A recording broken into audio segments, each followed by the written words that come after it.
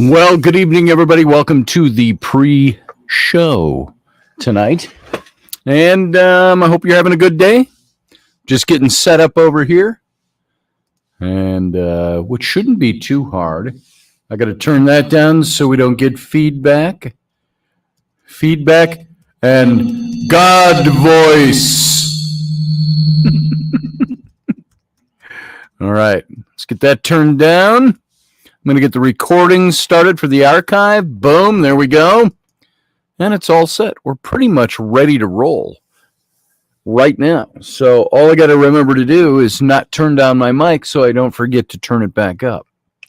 So everybody, good to see you. Barbie D's book is still in transit. Yeah, I think some of the closer addresses might have gotten them sooner. I saw a couple of them come up on my Facebook, Leslie's included. Leslie and I are not far from each other as the crow flies. Carly Sagan, good to see you. And hey, everybody, Roger Rabbit. Leslie, of course. Thank you, Leslie. By the way, I see that. I really appreciate what you do for me and for this little program. And Barbie D, good to see you. And Steph Cuervo Queen. I wish I could speak Spanish so I could make good use of the whole Cuervo thing. Yes. Hi. Hi. There's Rowan. And you're good now because the show doesn't start for 2 minutes. So, I know. So, a little less than 2 minutes. And then you'll have to vamos. My grape just burst. Yes. So, Matt Finn, good to see you, Master Finn. Glad you're in here. I'm just, we're all set and ready to go. So we're just kind of ticking off a little time, waiting for things to happen. Do you use Mom and Dad's bathroom? Which one? Mom and Dad's bathroom. Which one? Well, yeah, we do have 3. The one connected to our bedroom. No. So, yes, technically they're all ours. I got to start charging you rent. So. You also got to start picking up everything because you said it's your house. Mm-hmm. Yep, there it is. I love your logic. 10-year-old logic. Can't beat it. So. I'll just live in the backyard. There you go. Okay. No masticating on air, Rowan. I don't know what that is. Chewing loudly. Wait, 1 second. So, nope, you don't have time. I don't care. I've got 15 seconds, and we got to go dark, folks.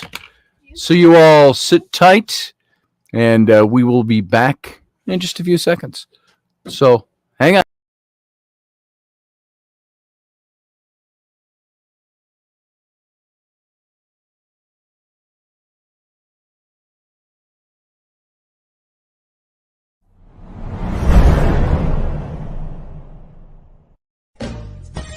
Are you looking for a really awesome and amazing graphic designer? How about an illustrator or a photographer? This is Rainey Roberts, and I wanted to tell you how you can get my designer, illustrator husband, Scotty Roberts, to work for you on your project. Do you have an awesome self-published book but no cover, or even worse, a cover that really sucks? Do you need a kick-ass logo for your company or some f***ing awesome graphic designs for your ads or website? Then get in touch with my husband for the best f***ing awesome kick-ass design and illustration. He knows his stuff, and he's been at this for more years than I've been alive. Go to ScottAllenRoberts.com. That's Scott with 2 T's, ALANROBERTS.com to take a look at his online portfolio of work, or call 651-468-8115. Now go out and kick some ass with some kick-ass graphic design. Hire my dad, so he can take me to Disneyland.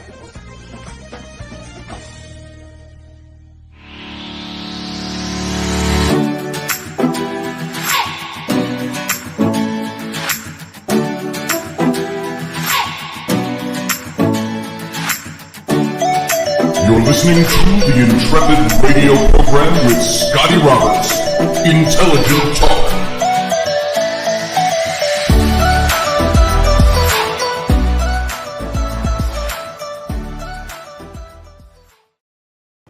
Hey, folks, welcome to the program. This is Scotty Roberts, and happy Thursday night. And you're watching the Intrepid radio program or listening to it, wherever you're coming from, here on Odyssey Radio. If you're listening over at the website for the radio station, that would be at Odyssey Radio. If you just want to hear the show in its audio-only format, that's ODYSY radio.com. And you can also join the chat room over in one of the two ways that you can join the video simulcast of this show. Join the chat room over at my YouTube channel. That's youtube.com/Scotty Roberts. And you can like the broadcast tonight, give it a thumbs up. You can also join the channel. You can click on the join button, see different ways you can join, and you can subscribe to my channel. And all not necessarily in that order. You can also watch this simulcast over on the Facebook page, and that's facebook.com/Odyssey Radio. All right, and I know that, what does that say, Scotty Banner? Well, thank you, Brianna. That's the only thing I didn't turn on, is my banner. There it is. There's my banner, my scrolling banner, along the bottom of the video screen. If you're watching, and not only listening to the audio, there it is. And that shows you all the different places where you can, all the different things we talk about. Let's see. Ancient mysteries, history, the unexplained, the paranormal, psychology, science, UFO phenomenon, spirituality. Those are all the different topics we talk about. We've got Odyssey Radio is right in there in the scroll bar, and my website, scottallenroberts.com, and intrepidradio.com. I haven't updated that for a while, but that's the main website for my show. And you can go to the Etsy shop and see my Son of a Patriot merchandise. Mersquatch Tumblers is now, of course, Two Loons Tumblers. And there you go. That's everything. That's everything that's in the scroll bar. That's what it tells you. But thank you, Brianna. I appreciate that. Good thing you're here. So I always start a topic that way. I want to talk about, obviously I want to talk about it because I'm here on the radio and I'm here on the visual, on the YouTube channel. And of course I'm here to talk. We all know that. And I think that's a lame way probably to start. I get into those rote verbal habits of saying things a certain way. You run into that? Do you do that? I know I do that a lot. People around you that do that. Words that they use, like people who say basically, and they start whatever they're going to say. Well, basically, I think, what's that mean? And sometimes I catch myself doing the same things over and over again, and I say, I've got to change that up a little bit. So I don't want to just announce, so what I'm going to talk about tonight, without being a little more creative than that. And I think that there are ways we can be a bit more creative about that. Maybe start with an opening line, maybe get an icebreaker, maybe get something that's going to attract attention a little better. I don't know, whatever it might be. So tonight, however, the listed topic, I want to talk about happiness. And not just happiness, but what we think we do and do not, what we do and do not deserve. Doesn't matter what we think about that. It's what do we deserve? What do we not deserve? Do we really deserve anything at all? And you deserve a fair break. Well, do you? Why do you deserve a fair break? Does everybody deserve a fair break? Or does nobody deserve a fair break? It's the way we say things, and it's the way we do things. You look at things even in politics and government. Everybody should pay their fair share. Well, what's everybody's fair share? And you can break that down and start looking at that. When you start looking at the deserves and who has not, what we think we need. You start looking at rights, like the whole thing with the Supreme Court leak, which is really a travesty all by itself, by the way. But you look at that whole topic of abortion. I deserve to get my... Well, why? Why do you deserve that? And so these are the things that we see by rote that we say every day, stuff like that. We all deserve stuff. We all need to be happy and And I would ask the question, why? Why do we think we deserve that? Leslie Holker says, my papa always said, if you want it, get out there and work your ass for it, or work your ass up. There you go. Exactly. And that's so there are. I once saw Mike Rowe, and Mike Rowe, really common sense thinker. You probably all seen him in Dirty Jobs and some of the other things that he does. And he talked once about everybody deserves a job or deserves and he says, you really don't. He says, what makes us think that everybody deserves something? We don't all deserve something. We all have to work for something, to get something. And it's like I saw somebody today mention the whole thing that we've talked about, this whole intention and manifestation. If you can intend something and you put your intent out there and you start to, okay, now I sit back and wait for it to manifest. It doesn't really work that way, does it? Intent is something we put out there. Manifestation doesn't just happen. It's not like it. A friend of mine said that it always seems like the manifestation plops over there somewhere. It can come, but it doesn't ever just fall in your lap. It's always way over there, and you got to go find it, or you got to go dig it up, or you got to go do some work to get there to get it. Isn't that what intention and manifestation is all about? Manifestation doesn't happen without you actively working to manifest something. Your intentions that you put out are your work toward manifesting something. You can't intend, I'm going to put my intention out and then I'm going to go read a comic book. Unless your intention is, I'm going to spend more time reading comic books, it usually won't manifest.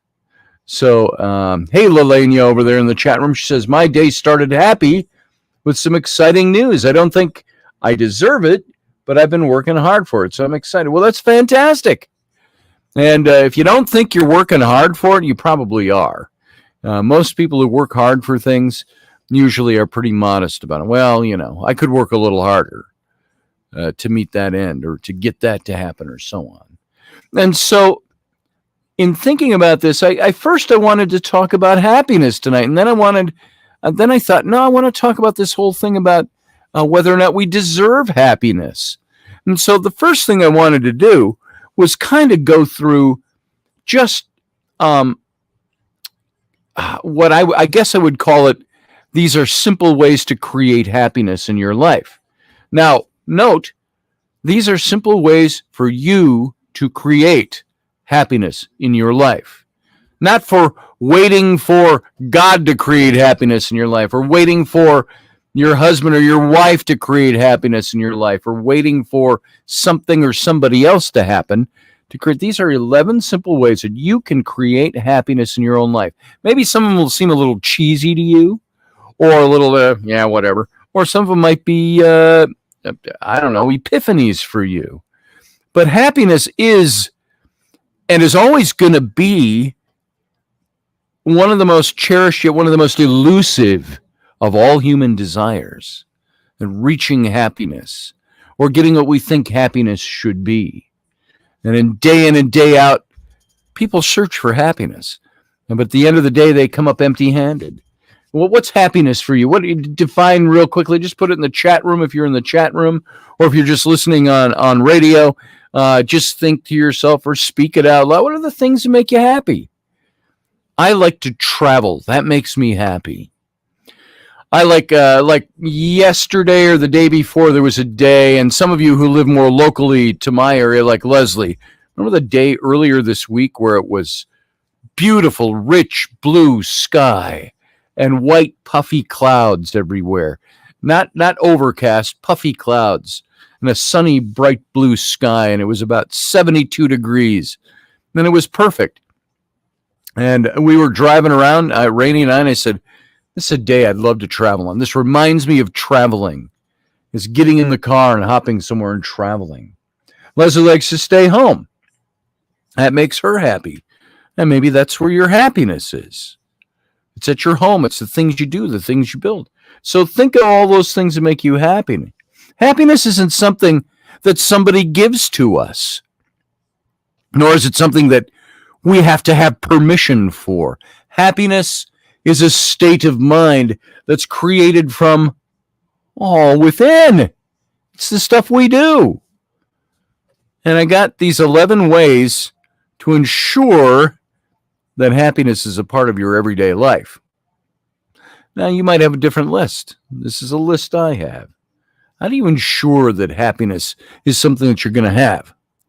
This is all. We're going to go through all of this for a few minutes before we get into what do we deserve. So number one, state your achievements. This is one of the ways to get happy. State your achievements. There's joy in work.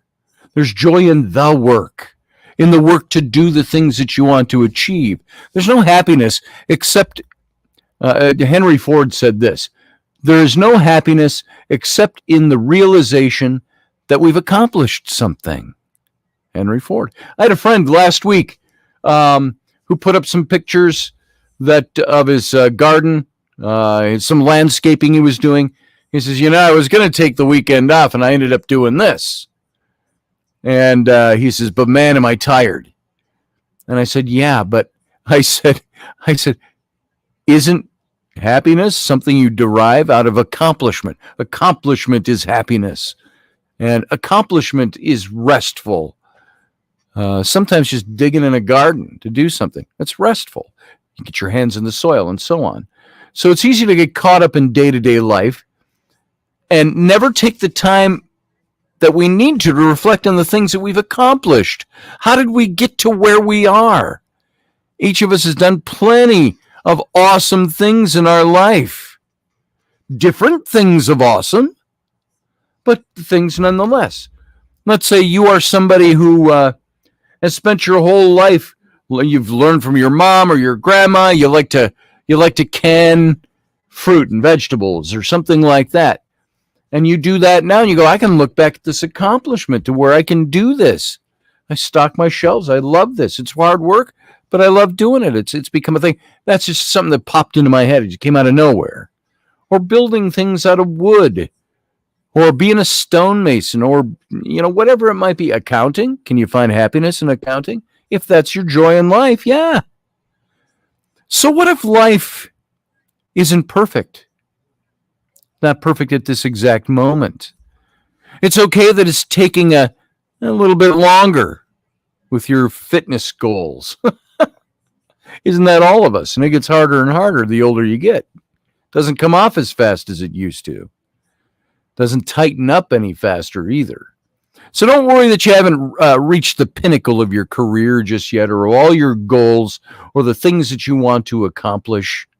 Just keep striving to accomplish them. The most important thing is that you're moving forward and that you're in a better position today than you were yesterday. It's like if you ever saw the animated movie Meet the Robinsons. It's about the young boy who grew up in an orphanage, and he's weird, though. He's weird science-wise. Keeps inventing things. And he eventually he travels through time, and there's something there's a whole story there. My son at one time couldn't even watch that because it would make him cry. There were parts of that story that were so that so dug to his soul that he couldn't watch it. And sometimes animated cartoons can do that too. They do it to adults sometimes. But there was one thing that he learned in his whole process was keep moving forward. Keep moving forward. Doesn't matter what sets you back. It doesn't matter the stuff that you let hold you up.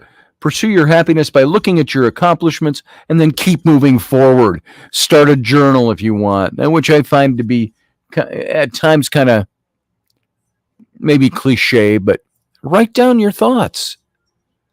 I've started many journals. Can I find any of them? No.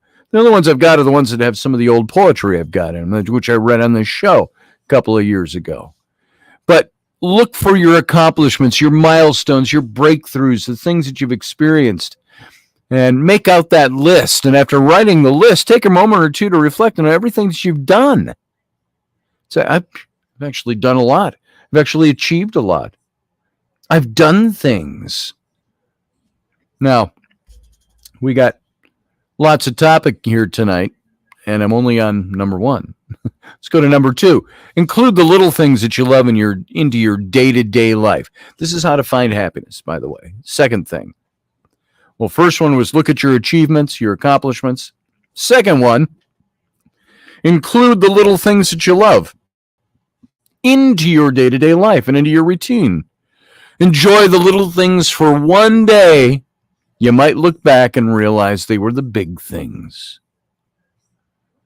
Or like my mantra, 20 years from now, you'll regret more of the things you didn't do than the things you did do. So, and so on. So I'm sure you've heard the saying, it's the little things in life that matter. The little things are the small and often underappreciated aspects of our lives that truly make us happy. So rather, it's your favorite cup of coffee in the morning. A morning walk through the woods or down the sidewalk or wherever you can go. Attending your favorite, movie, yoga class, whatever it might be. Wearing the outfit that makes you feel like $1,000,000, like this, like long sleeve t-shirts. So makes me feel like $1,000,000 today. So schedule your life around the small details that bring you happiness. Do the things that make you happy. Now, they have to be, within your grasp and things that you control, but the little things in life, I'm talking about the little things. These are the things that help us achieve happiness. Iowa X says, hey, folks, start day with that hot coffee and end it with a cold beer. Balance. Master, I am now balanced. A good grasshopper, bring me one more cold beer.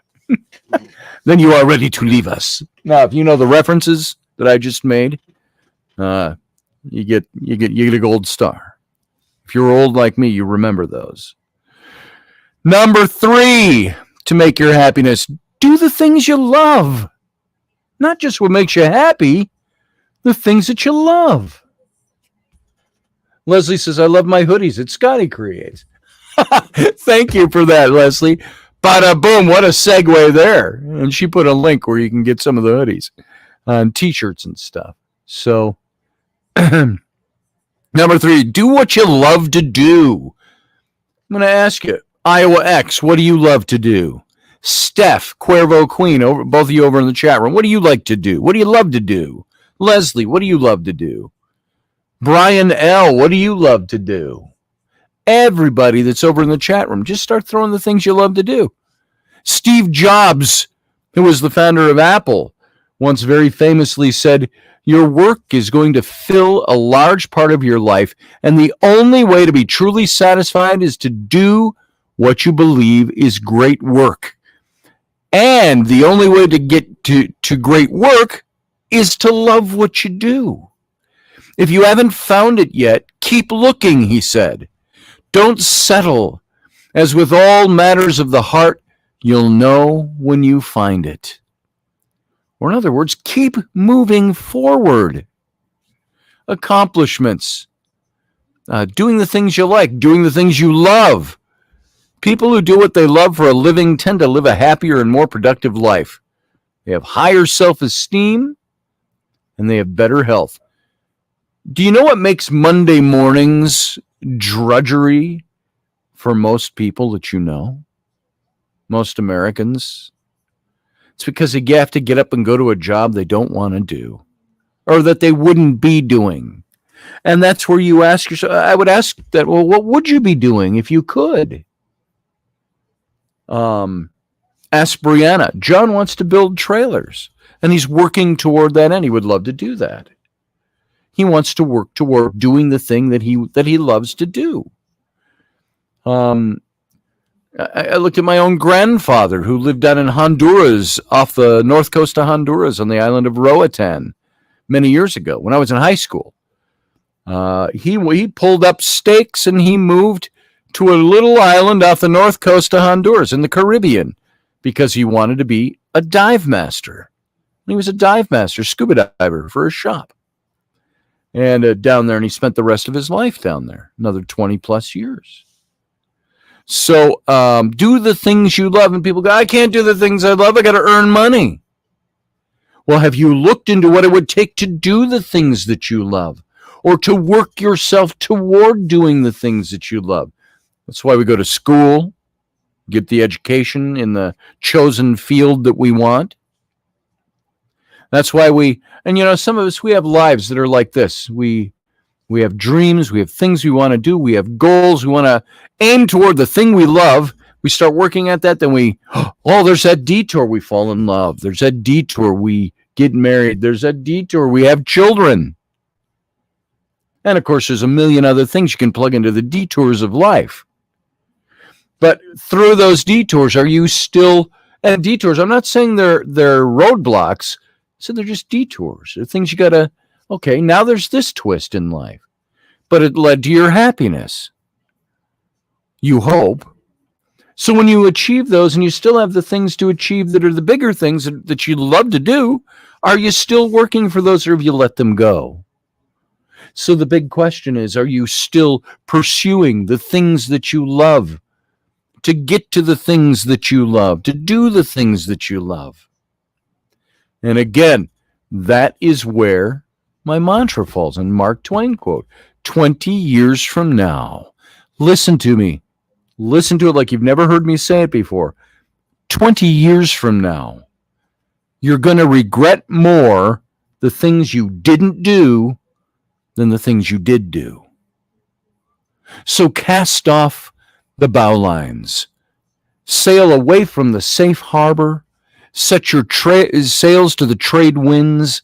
Explore, dream, discover. Do those things. Are you doing the things you love to do, or working your way to continue to do the things you love to do? Number 4 on making your life happy. Paint your perfect day. To accomplish great things, we have to first dream, and then visualize, then plan, believe, and act. That's all intention, manifestation. Don't put off the things you want to do. Now, of course, you have to have underlying everything. I'm not going to hurt anybody in the process.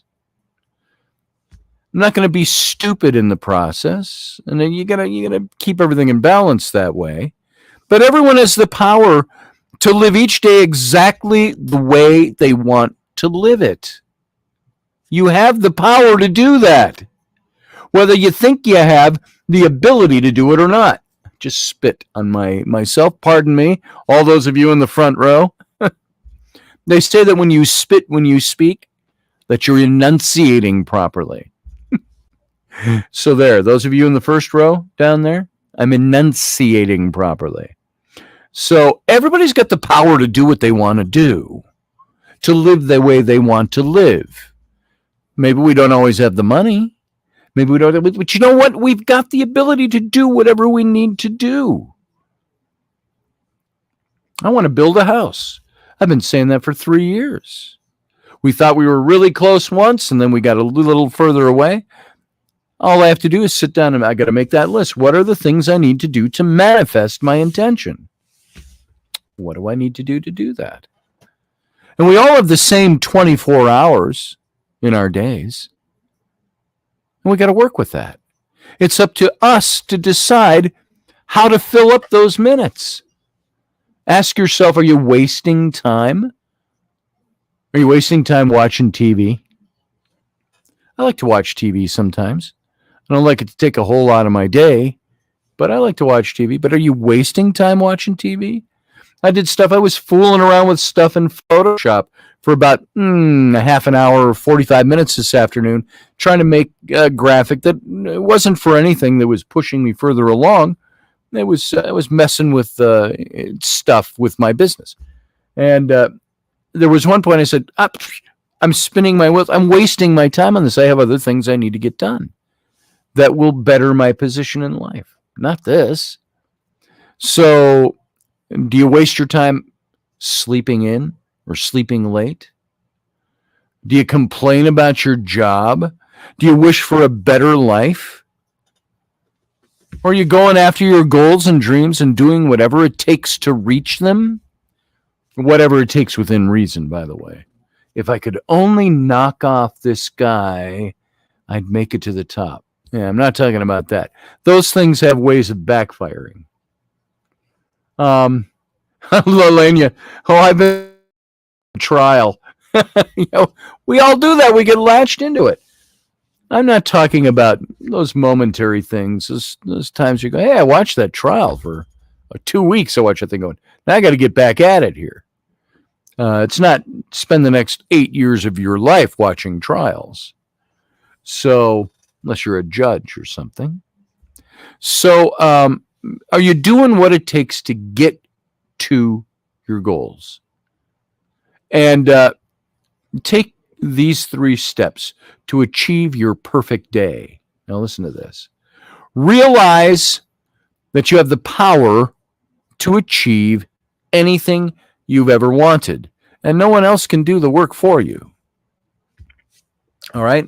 That sounded a little too Peter Robbins, a little too sing-songy, a little too whatever. Do you believe you have the power within to be able to create your day and have a decent day? That's what I'm talking about. You've got the power to achieve your day, to achieve anything. Number 2, figure out what your perfect day is going to look like. What will my day look like today? This is how it will be good.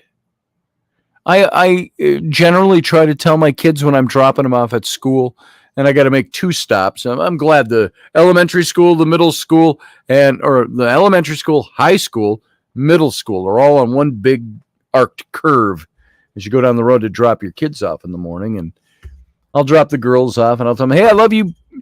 I love you. Have a fun day today. And sometimes I try to squeeze in there, make somebody's day today. Have a happy day. Other days I'm pissed at him. I'm mad at him. Like, it's only a 2-minute drive to school. I'm like, damn it. You guys, get it together in the morning. So it's not always rosy and colorful in the morning, but for the most part, I try to leave them off with that. So figure out what your perfect day is going to look like. I'll say to Flynn all the time, I'll say, have a fun day, buddy, when I drop him off at the middle school. And he'll go, I'm not gonna. I've all told you about Flynn. You've all met him briefly. My happy-go-lucky, chipper, dancing around, happy, giddy, joyful little boy turned into a pubescent preteen. He's going to be 13 in a couple of months. And he turned into a Neanderthal, moody, one-syllabic word being. Have fun, son. Not gonna.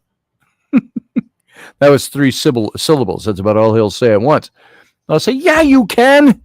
I said, just decide you're going to have a good day. Make your day good. Have a fun day today.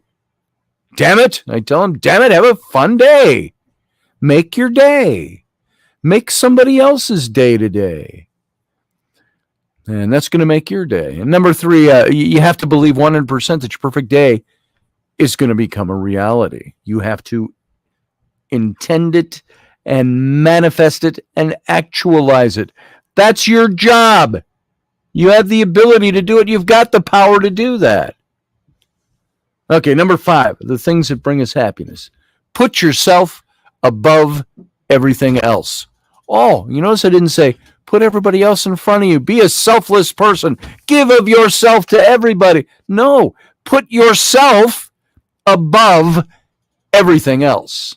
Love yourself first. Lucille Ball said this.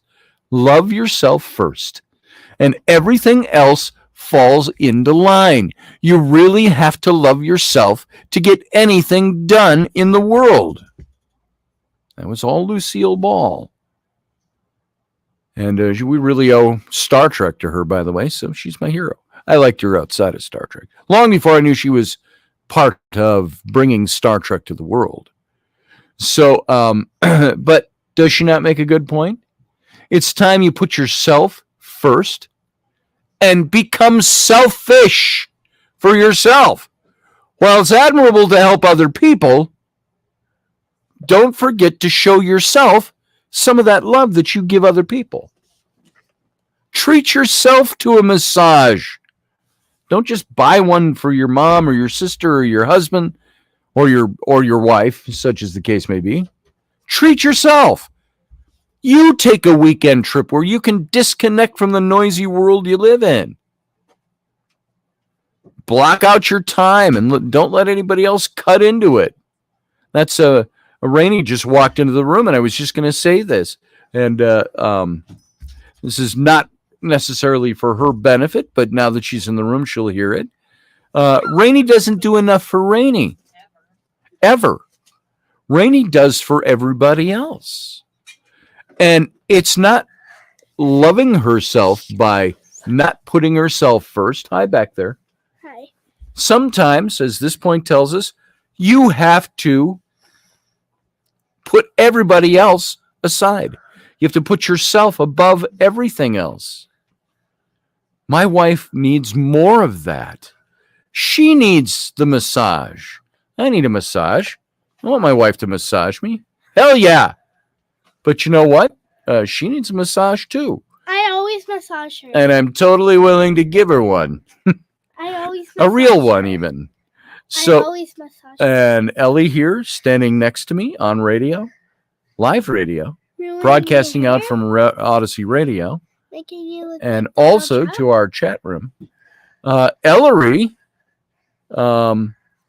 is somebody I can push aside too when I need time for myself. Or mom. This little one, the other ones, they constant. Mom is constantly bombarded. And then she's got me. I have such low expectations. So, no, but serious, in all seriousness, it's time to put yourself first. You have to become selfish. It's admirable to help everybody around you, but treat yourself to things. Block out your time. Make time for yourself. It's one of the steps to being happiness and finding happiness. Some of you who are on my Facebook, you saw the little cartoon I put up today, which I put up years ago. And I also used it in the graphic for tonight's show. It shows two little stick figures. And one's holding a jar and smiling. And it says happiness on the jar. And the other one's got a big frown. He says, "Where did you find that? I've been looking for that my whole life." And the little character with the jar and the smile, that jar says happiness, says, "I created this myself." That's where I got it. So tell yourself today, and again, without sounding too, not Peter Robbins, Tony Robbins, and rah, rah, rah, sis, boom, bah, for my life. Tell yourself that you're awesome and you're going to have a great day. Success is a state of mind.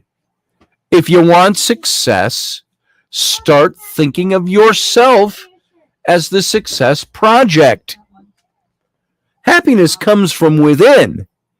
Happiness starts with reshaping your mindset to be positive and eliminating the negative thoughts. Happiness starts because you decide, I'm going to be happy. I'm not going to let this other bullshit be bullshit in my life. So you got to be positive. You got to believe in what you're doing, no matter the obstacles that might stand in your way. And don't let anybody tell you no, that you can't achieve that. Remember, way back in the earlier points, we've all got the power to do what we need to do to achieve the kind of happiness we want. And it doesn't mean hurting people. It doesn't mean committing crimes. It means you put your mind to what it takes. And you sometimes have to be selfish and do that. Number 7 is forget being perfect. Forget being perfect. Like Rainey. She just said, I am perfect. Forget being perfect and accept yourself as is. If you look for perfection, you're never going to be content. People often act confident and secure around others, but deep down, they're deeply insecure. Sometimes some of the people who are the most confident are the ones that doubt themselves the most. So realize that we live in an important world and stop comparing yourself to other people. You don't have to keep up with the Joneses, so to speak. And once you learn to accept yourself for who you are, Little psychobabble here. Life becomes simpler and more peaceful. Finding that contentment in who you are and what you are. Doesn't mean you don't stop moving forward. It means you stop using somebody else as a measure for what you should be. Number 8, surround yourself with the right people. Surround yourself with only people who are going to lift you up and lift you higher. We said this way back when I was in church work. And one of our pastors, the guy that was our music pastor in the drama and the ministry, the drama ministry in the church and stuff like that, and the worship pastor, so to speak. And he said, at one point, he said, I have decided I need to cut out the people in my life that are not doing anything to build me up. That doesn't mean I can't build them up. It just means the people I surround for the purpose of building my life up, I've got to take those people out of it and focus on those who are doing things and getting somewhere and going to better me. And now I'm not talking in that selfish way that says, I don't have any time for anybody else except those who benefit me. That sounds so bad. That's not what I'm saying here. You surround yourself with the people who are uplifting. The people who are not that every time you see them, oh God, I got to tell you about my broken thing, or the organ that they took out this week, or my junk that's going on. Oh, my daughter-in-law, you wouldn't believe it. Oh, my aunt, you wouldn't believe. Oh. It's honking. We used to use that voice because we'd call it honking. We honk about all the stupid things around us. We bury ourselves in stupid people's stupidity. And what does it do to build us up? Nothing.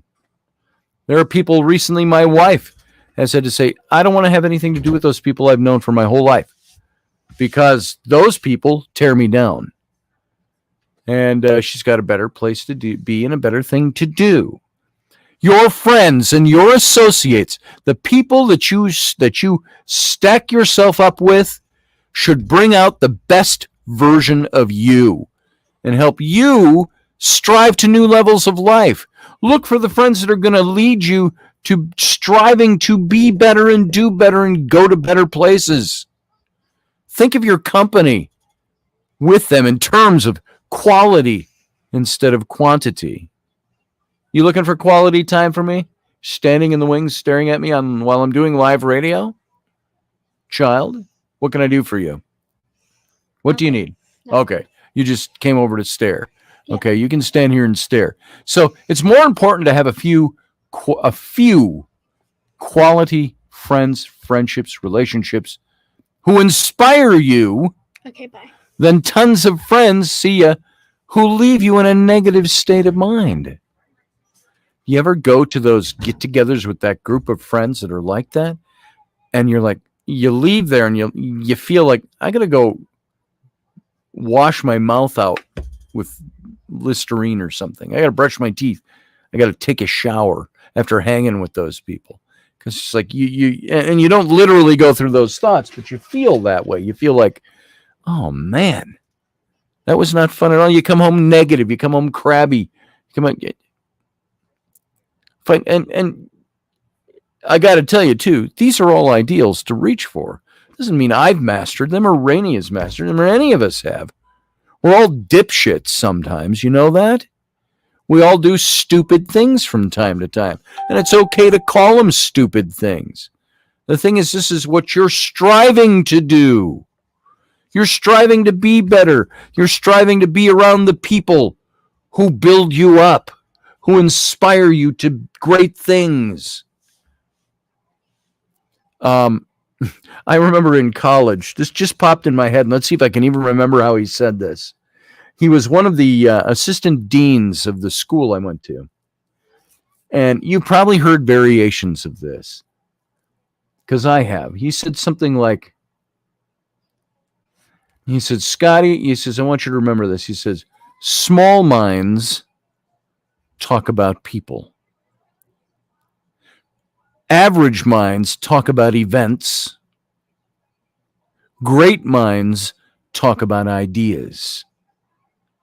And this is how you can gauge, what are my friends doing for me? Small-minded people talk about other people. They gossip. They think there's this, there's that, the other thing. And we're all guilty of that. We all talk about our shit and the people we know.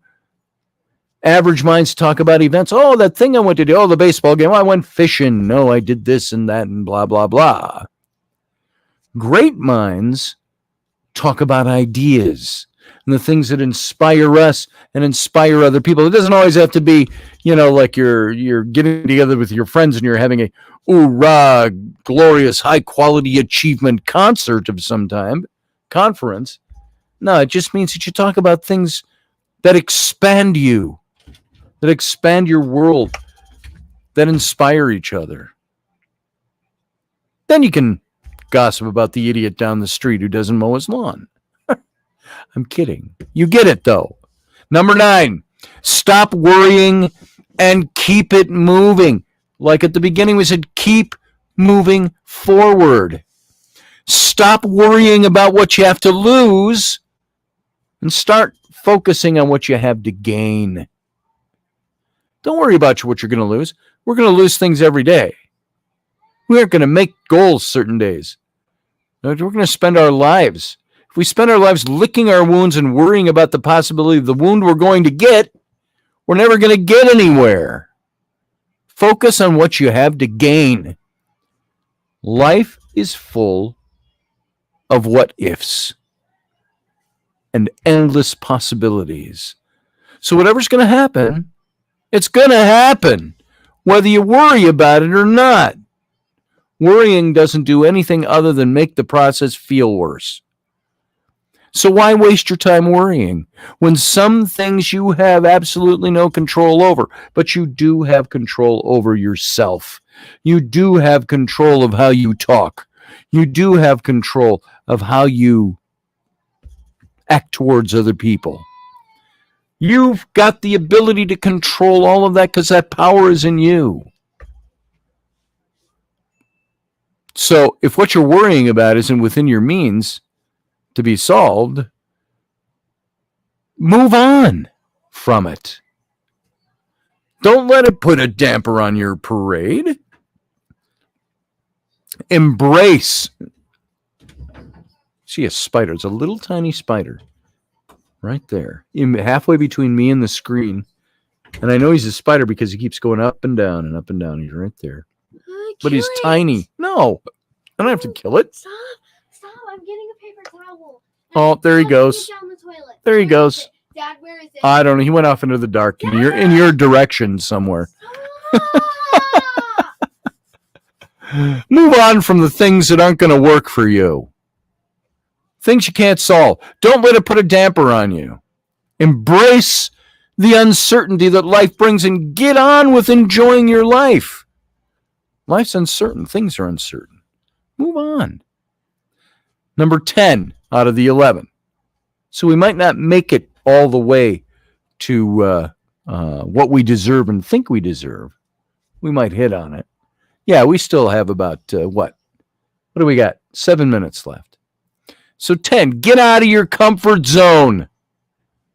Become bold. Remember these things?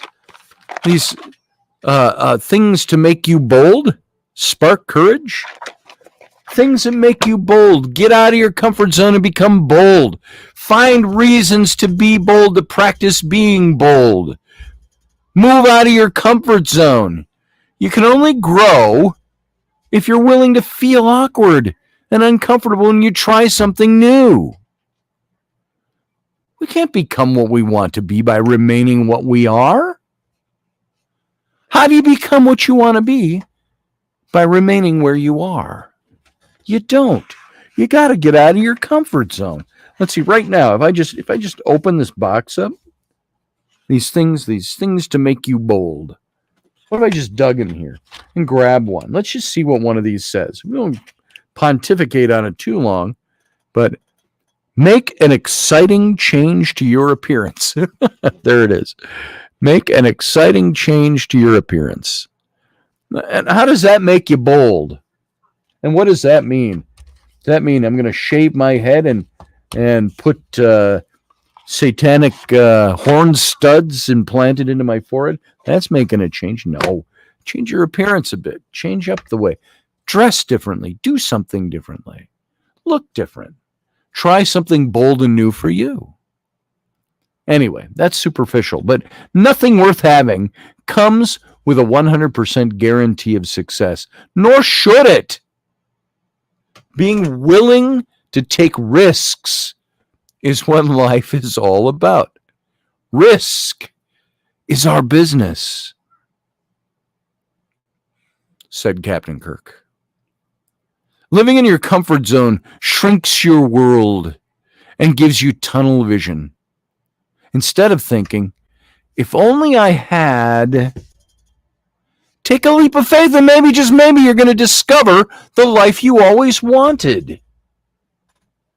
20 years from now, you'll regret more the things you didn't do than the things you did do. I want to do more paranormal stuff on this radio show. I love doing the psychological stuff like this. This is the way I characterize it or pigeonhole it, because I think it's all good. It's stuff that's good for me, and I like to share it with you. But I want to do more stuff, and you know what? It's not going to happen unless I do it. So just take that step. You keep moving forward. Keep doing the stuff you want to do. Now, maybe that seems superficial to you all, but not only am I concerned about spreading good information to you, my listeners, I'm concerned about whether or not it's going to entertain you and you're going to enjoy it at the same time. So those are the things I go through. I got to find the things. So it's a concern to me. It's not a worry, but it's a thing I want to do. And now there's one of these things I added as a number 11 out of here. On this list, I mean. And I don't know what I really think of this. I saw this in several different places. And they say one of the steps to being happy is have a feel-good song. Rainey, do you have a feel-good song? Yep. What is it? What's that dude I like to listen to? Ralph Stanley. Ralph Stanley. And Will the Circle Be Unbroken? May the circle be unbroken. Yeah, but he sings it faster than that. May the circle be unbroken. It's not me. It's Wilda. Oh, will the circle... There you go. That's Rainey's happy song. Will the circle be unbroken? In the sky, Lord, in the sky. You know, Rainey's like me. She's got weird listening habits. I like Lorena McKennitt. I like Celtic music. I like stuff like that. Lorena McKennitt, but I You used like it way old. too much for massage. No, for other years. yeah, Rainey used her for massage stuff. You know, relaxing. Shh. Rainey, don't come in and start shouting, little girl.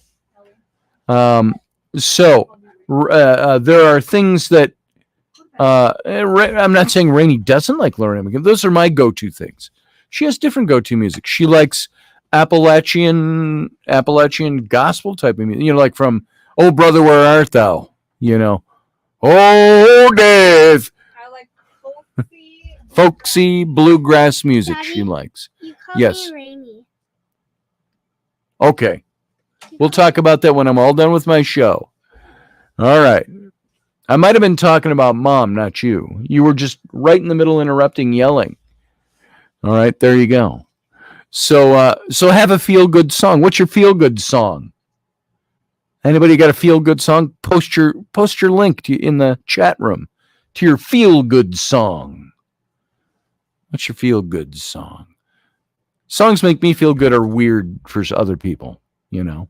They aren't always happy. Oh, happy anti-death song, I'm happy and I'm going to dance my way through my life. That's not what I'm talking about. I'm talking about what songs make you happy, what music makes you happy. What do you go to? That makes me happy over there. And it's becoming a habit, and I like it. It's become a habit a long time ago. When I go to the bathroom before I go to bed and I take my clothes off, there's no sense in pulling my pants up to have to go to change. There's a philosophy of life. What makes you happy? Rainey says, when I go to the bathroom before I go to bed at night and I pull my pants down, there's no reason pulling them back up because I'm just going to put my pajamas on, my boxer shorts. And so there she is. Most nights when I'm doing radio about this time, standing naked right there. So that works for me. It's a happy place. You're my happy place. I can see my happy place from here. So have a good feelings song. So, and you can do that. And there's the things. That's the 11 things. And of course, we're not going to get to time. So we'll move that into tomorrow night and we'll talk about that stuff. And we got to get out of here right now. Stick around for the Captain's Cabin. And for those of you listening, we'll be right back. And the radio audience, live long and prosper.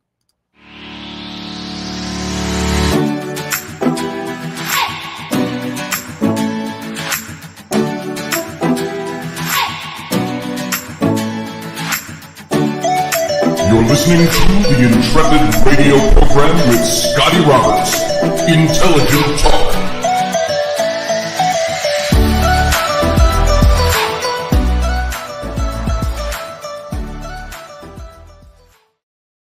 All right, folks, welcome back. The after show, the Captain's Cabin. I hope you enjoyed the show tonight. And I'm going to port us all down from the radio stream right now. Boom. We are off the radio stream. And the recording for the archive for tomorrow on the radio station is done. And so here we are. See if we can make the most of this.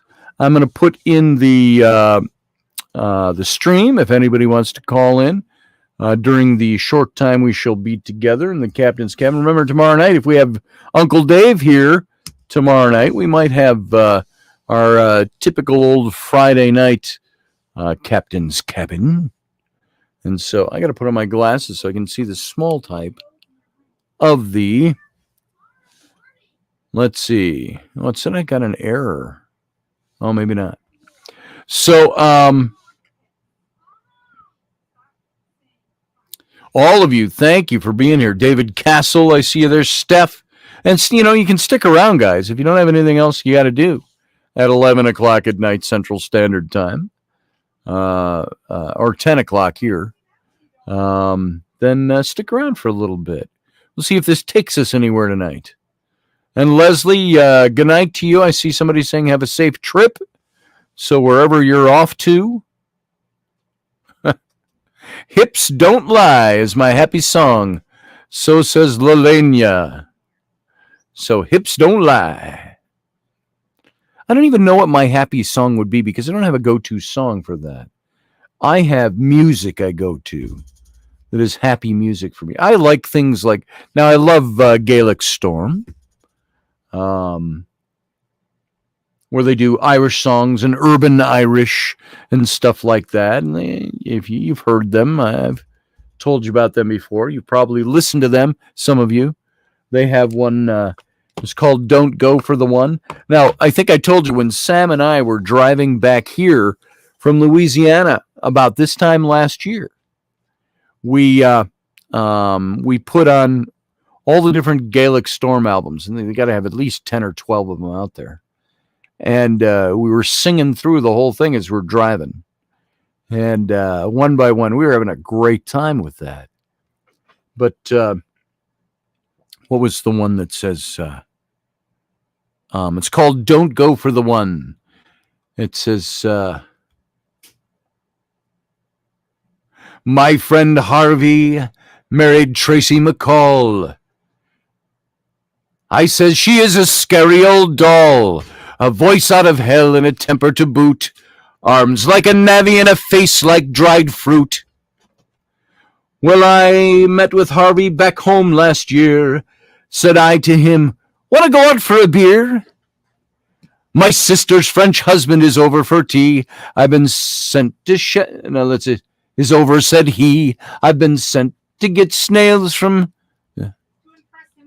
to impress him for tea. See, Rainey knows this one too. And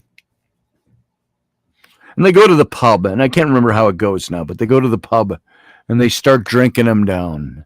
He says, hold on. So you got to hear, this is my happy song. Don't Go for the One.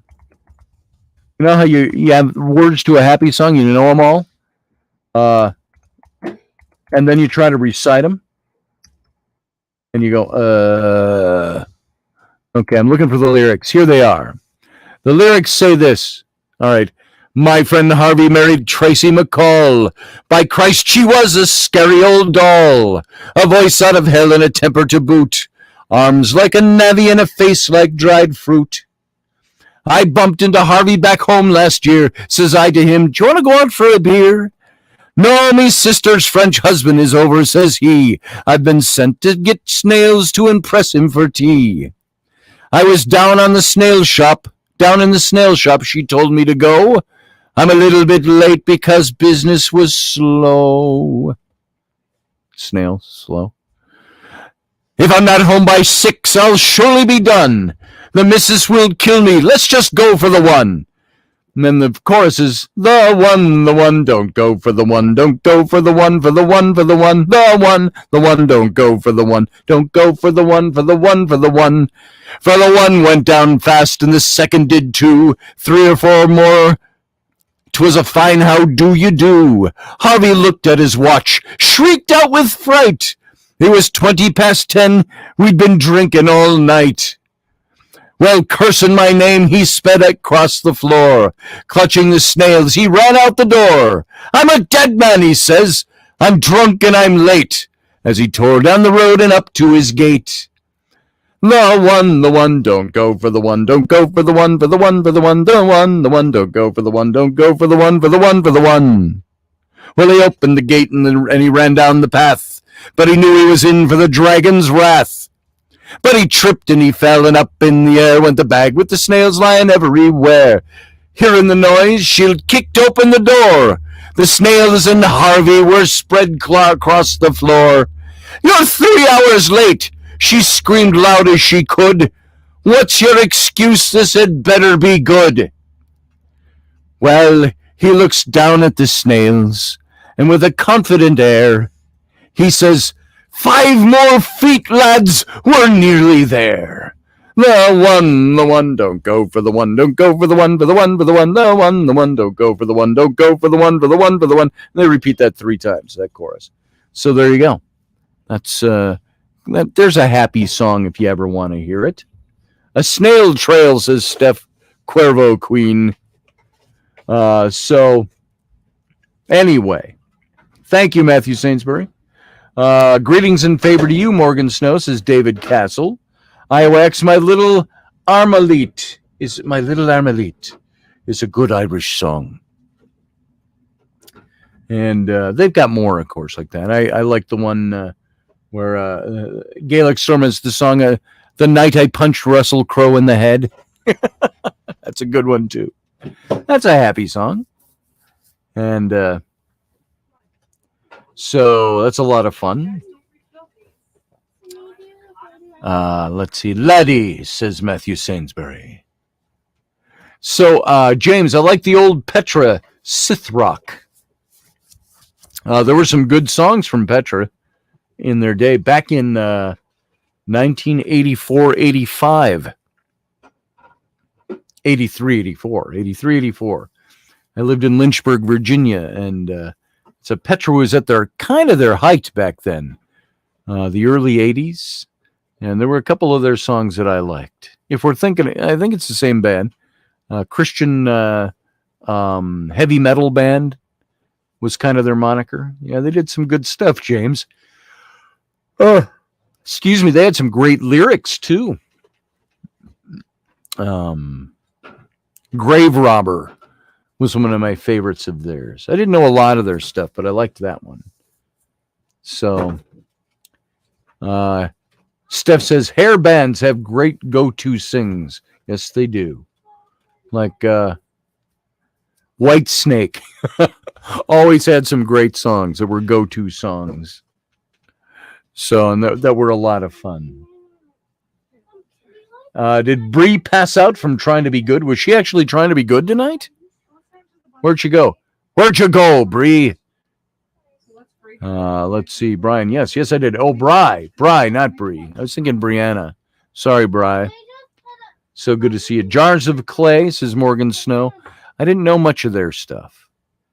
I think somebody I knew did. I was going to say my daughters, but I don't think that's right. I think that's before them even. Thanks, Brian. See, I look at Brianna, and you can type BRI for Bree, or you can type BRI for Brian. So, totally misread that. So, loved White Snake, says Steph.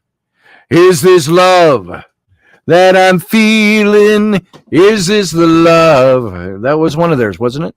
What was one of the other ones of theirs that was had Tanya Kitane in the videos all the time? Good stuff there. That brings you back. That stuff. I want candy. Bow wow wow, says Sean Stroik. There it is. I always like Queen. Queen had some great songs in the day. I thought guys only like Whitesnake because of Tawny. Yeah, there was some of that. We liked, you got to see the early MTV days when they did music videos. Tawny Katane crawling over the car in a Whitesnake video. All the guys were like, you got to watch this.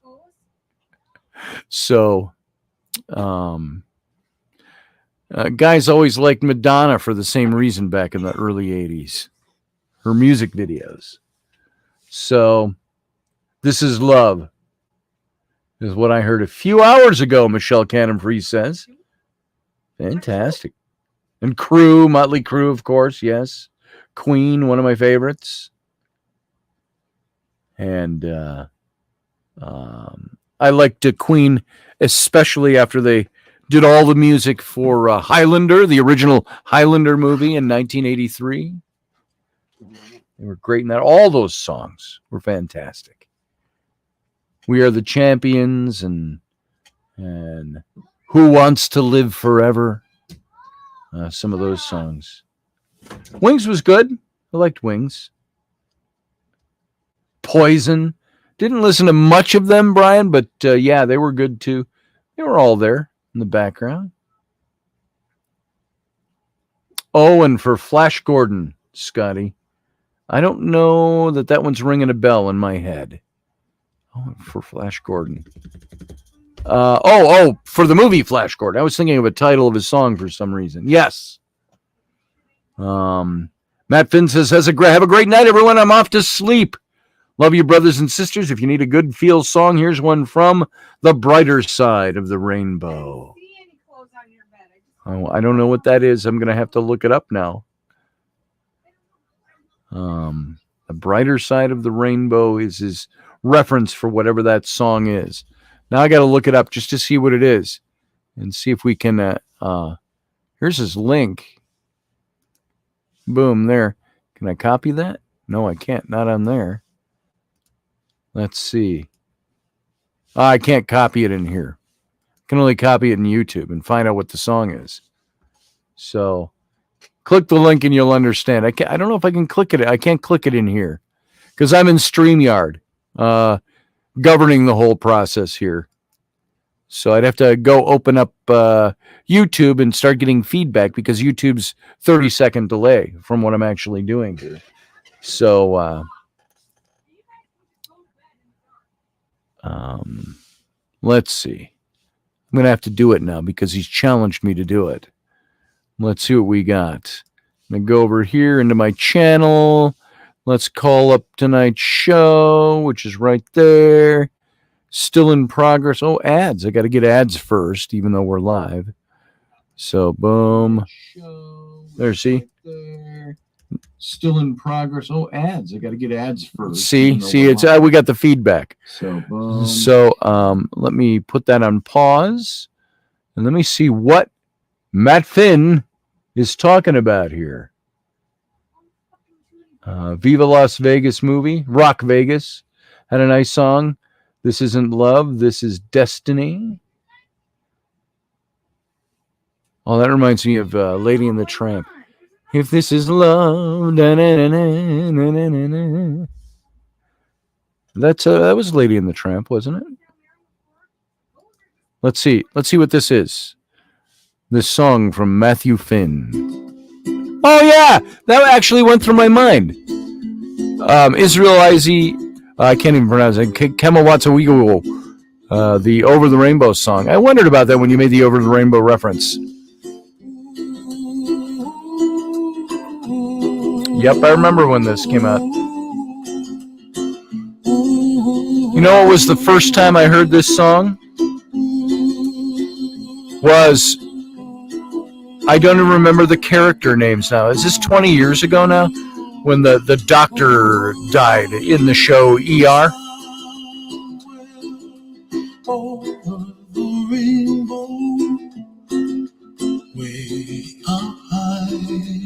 Remember that show?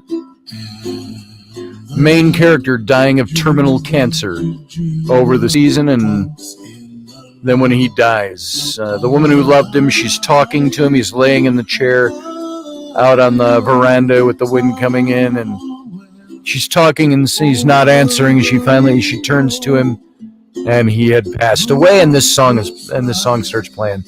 That's the first time I heard that song. So I'm going to turn that down. If y'all remember that. They killed George Clooney? No, it was the other guy. The guy who played Goose in Top Gun. The doctor in that show. Was that ER? Do you remember Rainey? Oh, she went in the other room. Thought she was right there. Olivia Newton-John, yeah.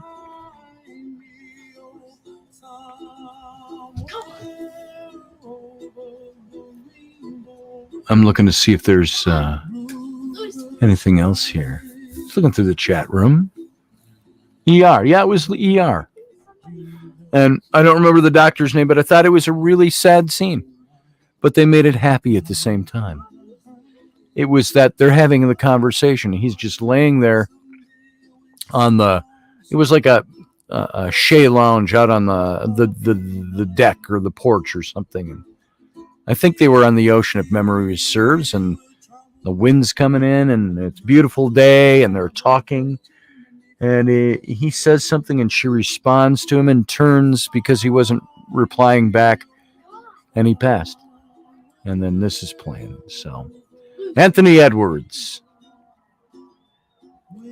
So, meh, says Lelania. I'm not sure what that is. 4. So I'm going to turn off the YouTube. So I want to go see the new Top Gun movie. I think that'll be a lot of fun, I think, to see that. So yeah, he hasn't changed much over the years, has he? Maybe he really is a vampire. I'm not a Tom Cruise fan, but I am a Top Gun fan. Same here, Steph. Tom Cruise, never a big draw for me, but I like his stuff. I don't mind him. There you go. And so, I'm not a big Scientologist either. So, there's a couple things coming out I want to see that are coming up. I want to see the new Indiana Jones film. Then I find out it's not coming out till summer of next year. It's a whole year left in between now and then. So they must have some big post-production stuff they have to do with it. Because they're all done filming it. So. Hi, Wax. Lived next to the Top Gun school in San Diego. All I got was my car covered in jet fuel residue. Yeah, I'll bet. Music is therapeutic, Matthew Sainsbury. So, that's why I like music. Do you know what I do? I tend to go to things like, this might sound weird to you. I'll go to things like, I was listening to the music score from Steven Spielberg's update of West Side Story. Has anybody seen that by any chance? I haven't even seen it yet. I wanted to see it on the big screen, and we waited one day too long. I saw it in the ads, and I said, we got to go see this tomorrow. And it was like a Thursday going into a Friday or a Wednesday into a Thursday. And the next day came, I went to look for theaters and it was out of the theaters. But I like the music in that. Not all of it, but I like some of the really passion-filled, the pathos in some of the music written for that.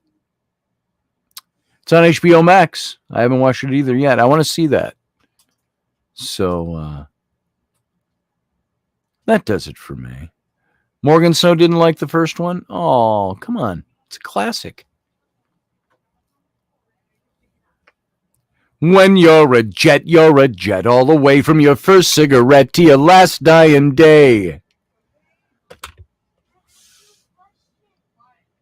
So, yeah. It's a good movie. I liked it.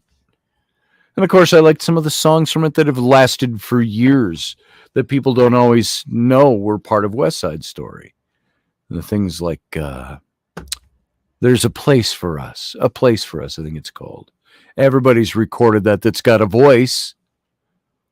No matter what you think of her politics, this is why I think entertainers ought to keep their politics silent, because it colors the way we feel about them. Barbra Streisand did a fantastic version of Place for Us. So when there's a place for us, somewhere a place for us, peace and quiet and open air, wait for us somewhere. And of course she sings with a lot more passion than that. And I remember that as being the song that she reprised, Maria reprises when Tony dies in the movie. So, Matthew Sainsbury says Steven Spielberg has a series, Into the West.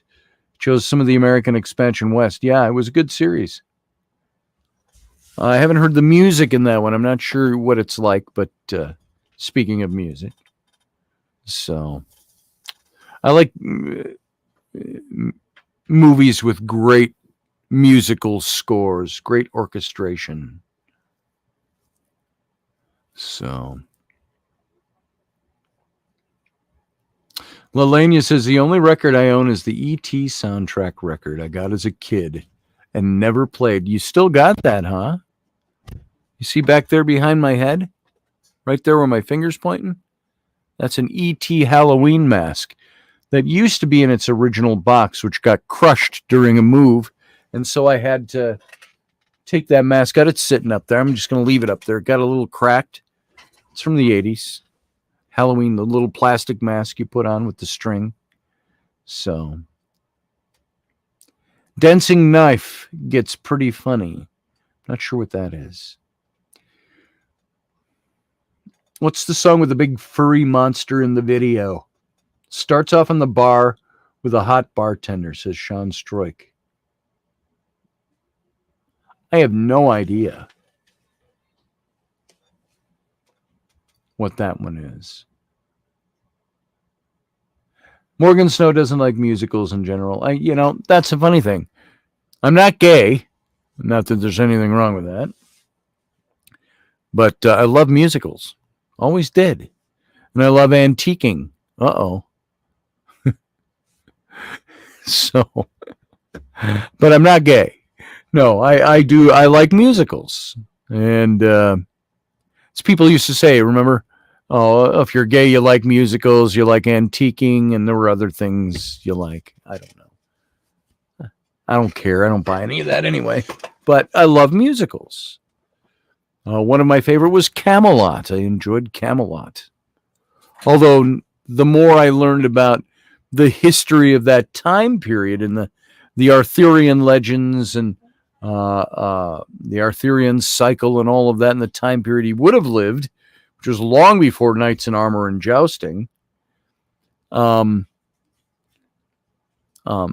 lost a little bit of its zing for me because it was a little too made up and just didn't fit. But I like Camelot.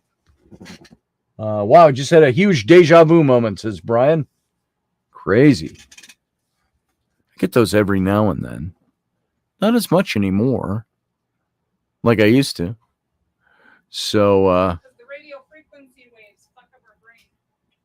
No, it was before that. It's before the radio tower out our window. Oklahoma was good. Come here and say goodnight to everybody. Good night, everybody. Or go away and say goodnight to everybody. I don't know what my face looks like. I've already itched my eyes. I've seen your face. Your face is glorious. No, I don't want to. Good night, everybody. She doesn't want to, so I won't make her. I won't coerce her. So I would always come over for her if she called me over. But that's me.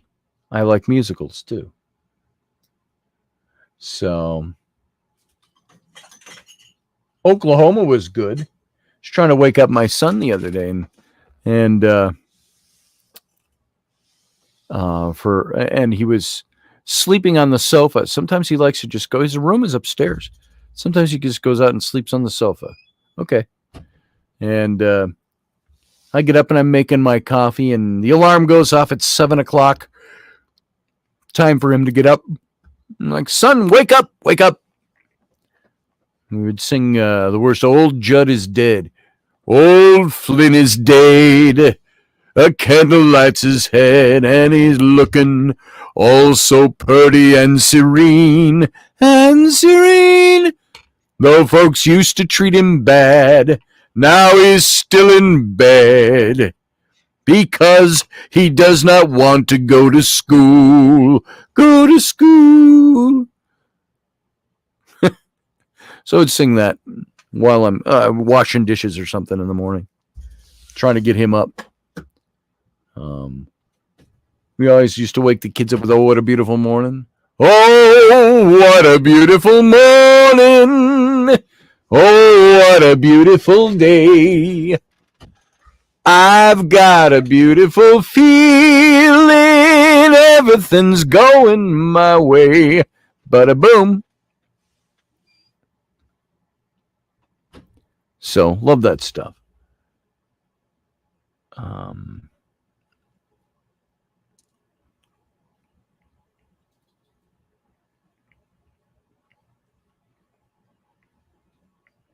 Mel Gibson is making a movie on Christ returning? You mean like the rapture or the second advent, future read, apocalyptic type of stuff? Sean Strike, what'd you find?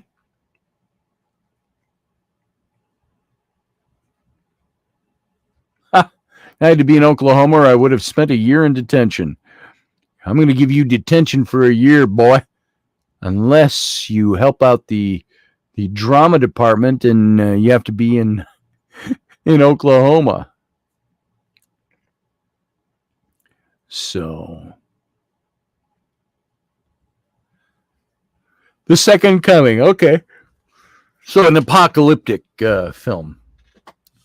Or is he treating it differently? Like, what was that? Was there a series last year, and I think they only did one season. They might be coming out with another. Was it called The Messiah? It was modern day. Where it's supposed to be the Messiah coming again. I don't know for sure.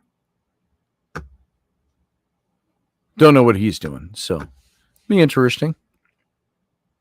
A lot of people don't know much about the second coming of Christ because they didn't study it. They didn't learn that stuff despite going to church and so on. May have heard about the rapture, but did they ever hear about the second advent, the second coming? Second coming of Christ, according to the book of Revelation, is supposed to be Christ coming back as a conqueror at the end of the great tribulation and the great battle of Armageddon and all of that stuff. So it's interesting. So far we're still here, Uncle Dave. Welcome. Glad you can make it.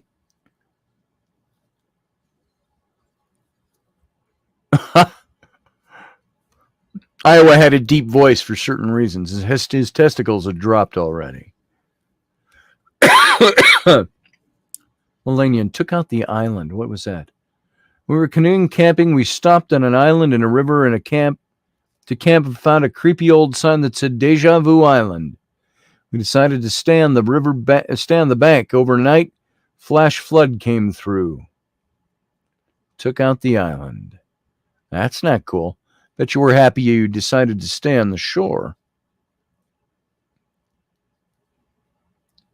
Just turned on the new West Side Story since you reminded me. IOX, I do have to see that.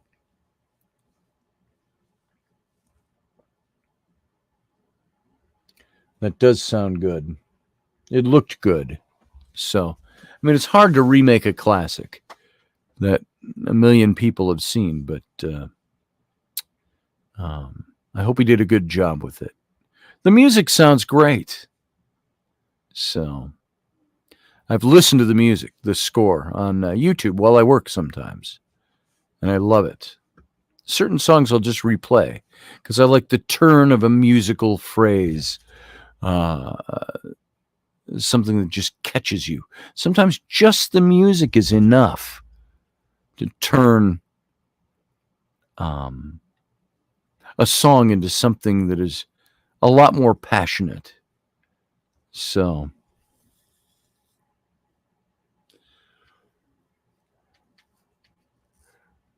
I think Mel's version has Christ coming back for Black Friday at Walmart, says David Castle. Yeah, there you go. That's Armageddon. Matthew, there were people all down through the last 2,000 years that thought Christ was coming back at certain times. So, the Apostle Paul, who wrote 2/3 of the New Testament, believed Christ was coming back in his day 2,000 years ago. So, there you go. A lot of his writing says, be ready now. It could happen at any moment, Paul said. Of course, we all know it didn't. Many Christians still mistakenly think we'll spend eternity in heaven. Well, none of us really knows, do we? That's the thing. We believe what some people tell us, but we don't really know. We don't really know what's there. We were told what we should believe is there, but we don't really know. That's the problem.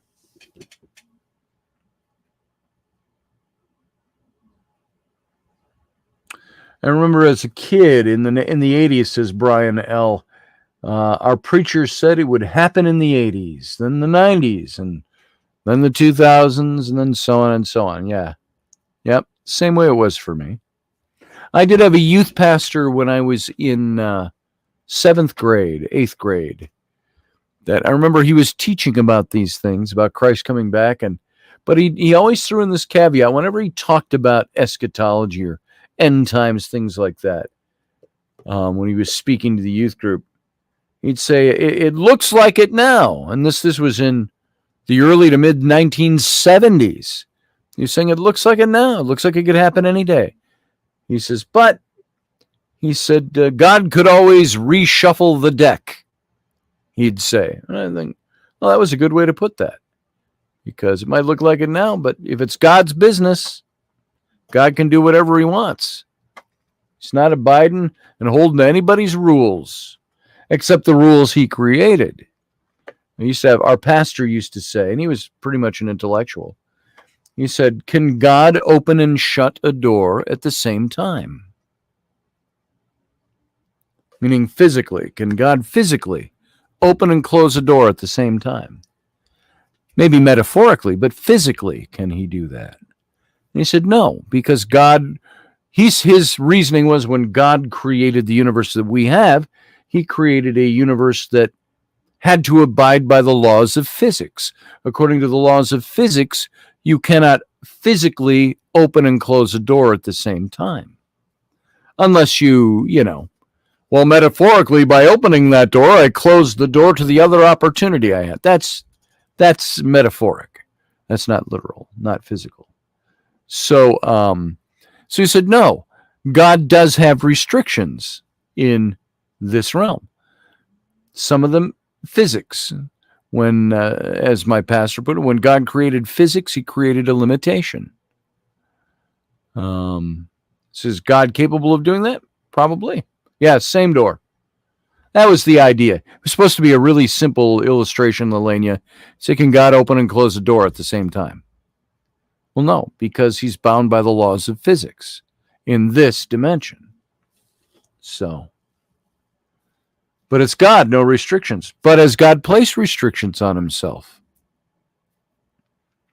I think his point, I don't remember the exact message he was preaching at that time, but I think he was making the point that God has put limitations on himself at times. There was a thing called the kenosis, which of course is where we get the word kinetic and so on from the Koine Greek, but how they said when God came in the form of man as Christ, as Jesus, according to the Bible, that this was known as the kenosis in the Bible, in the Greek. And the kenosis meant the emptying of himself.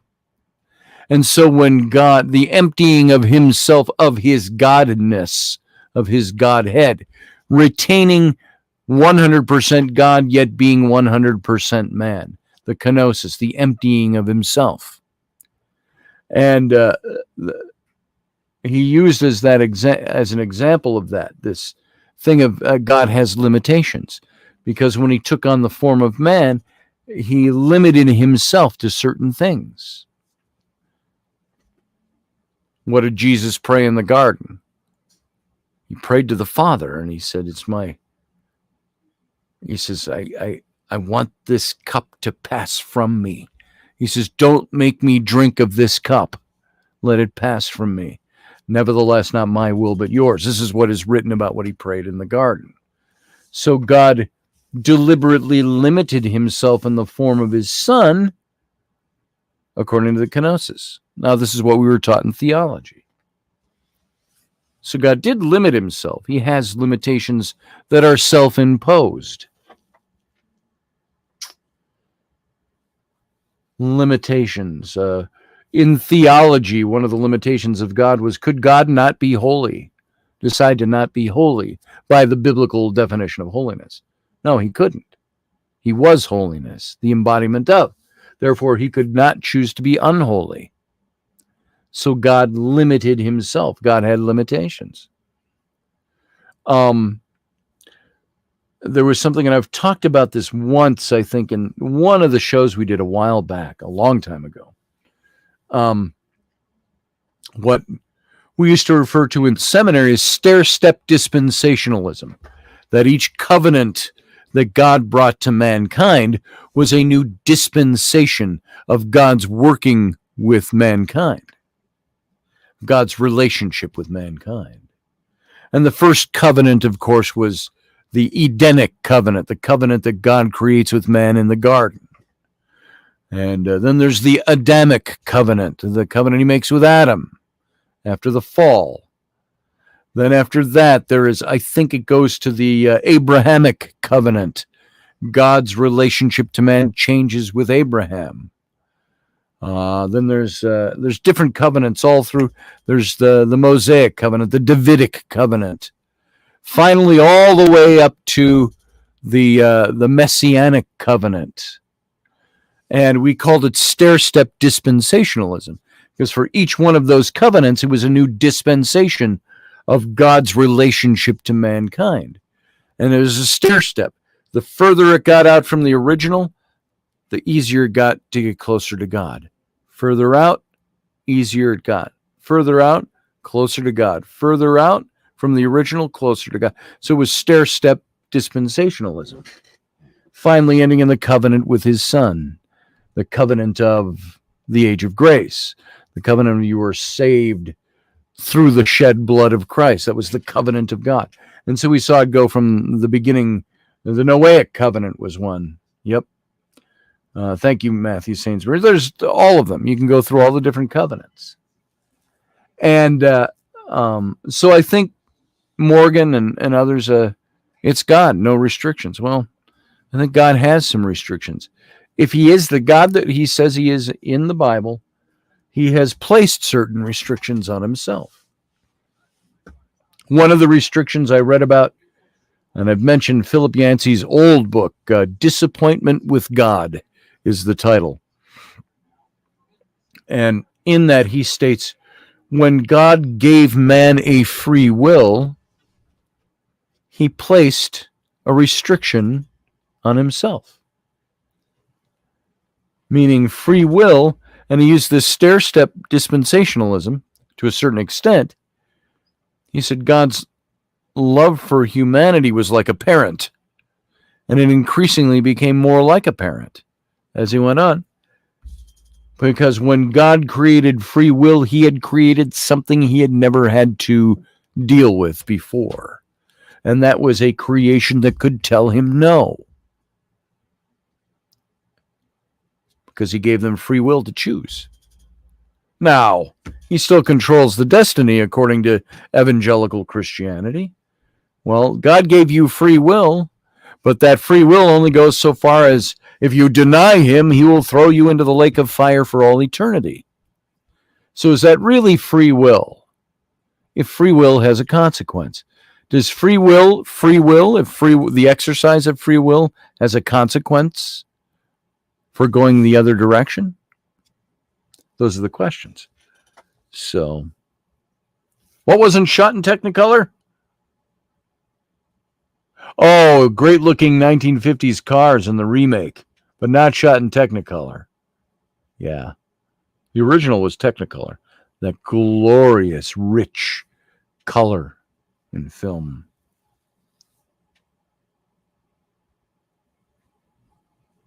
I'm going to go let you make your mistakes and learn. I'll be here either way. Lelania says. Are you saying that that's kind of what God's attitude was? Maybe. Like a fire, laugh out loud. That's just a myth to scare kids into following what they're supposed to do. Dave, I think, is dictating to his phone. Lake of fire, laugh out loud. That's just a myth to scare kids into following what they're supposed to do. Following what they're supposed to do. Yeah, well, exactly. It's like, And of course, if you were brought up believing that, it's really tough to unbelieve that, to uninculcate yourself from having known that. Is there a lake of fire? Is there a hell? Or is that man a construct of man to get mankind to follow what the church said? That's a rough one, isn't it? What's true on that? So, anyway, Morgan, I wasn't coming down on you at all. It's just I was responding to that. I think God does have limitations. Some of them self-imposed limitations, depending on the theology that you're in.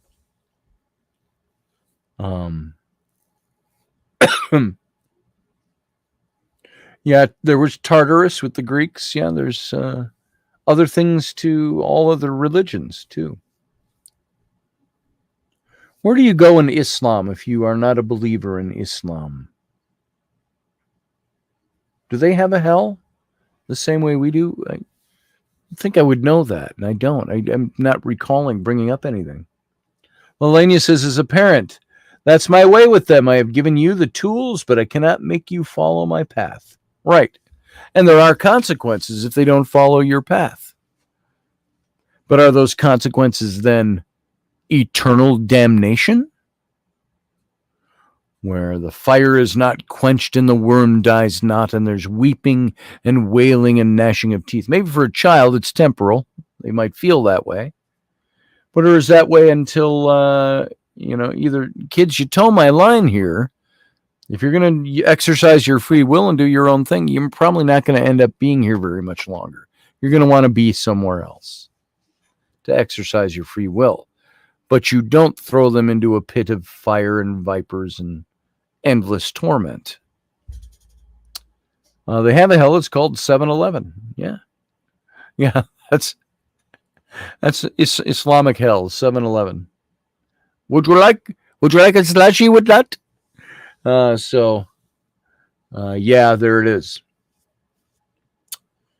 And yeah, you can draw comparisons between parenthood and theology, but does it really hold weight?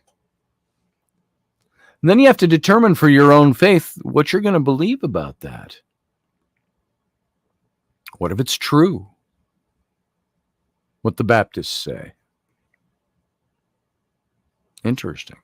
What if it's not true? What if it's something altogether different? Like Richard Feynman said, I'd rather live my life not knowing than choose to believe one thing and find out when I came to die that I was completely wrong.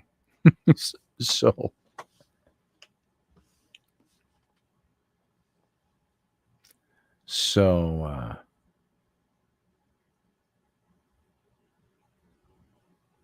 yeah, I don't know. Is hell in the center of the earth? Who came up with that in the first place? I don't know. So, I don't think it is.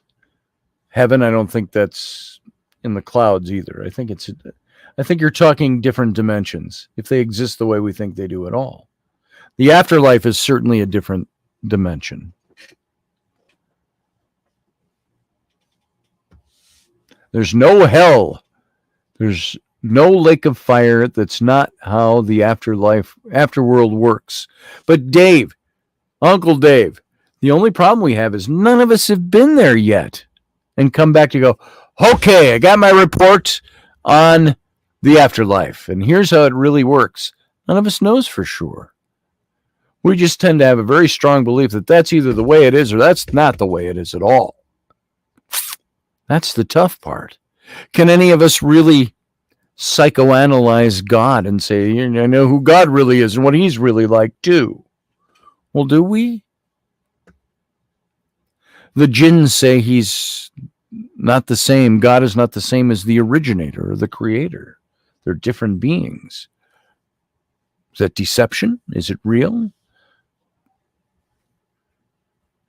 Melania says, in my heart, I feel this is true. I turned from God for many years because of a man. Then I realized I wasn't mad at God. I was mad at his so-called shepherds. Yeah, there's that too. There is that. And I don't mock that at all. I don't degrade that belief at all. My belief is one of saying, I don't really know, do I? None of us really knows. So that's where we sit. And as I've said before, for a decision that is supposed to be of eternal importance for your destination, you're going to be in heaven, you're going to be in hell, you're going to be whatever. I'm talking within that theological structure. For a decision that is that important, God leaves it up to the faith of human beings who are finite and very limited, who, if they live a full lifespan, may only live without getting hit by a garbage truck, live a full lifespan, you may live to between 75 and 100 years old, in that range.